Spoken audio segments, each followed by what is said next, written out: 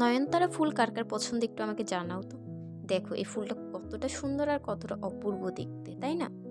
এই নয়নতারা ফুল, আমি এটাকে নয়নতারা নামেই জানি, তোমরা কি নামে জানো অবশ্যই আমাকে কমেন্ট করে জানাবে। যাই হোক, এই নয়নতারা ফুলটা দেখতে এত সুন্দর যে এটা আমার খুবই ফেভারিট একটা ফুল। আর যদি হয় সেই গাছটা তোমার নিজের হাতে লাগানো, আদর যত্ন করে সেটাকে পরিচর্যা করে ভরে তোলা, আর এইভাবে এই অপরূপভাবে ফুল ফোটা, তাহলে তো কোনো কথাই নেই, তাই না?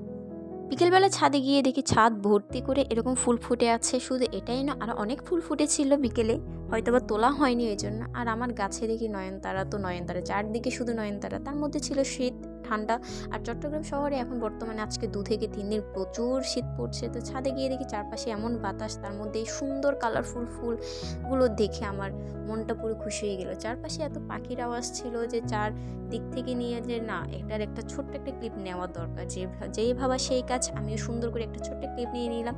আর এই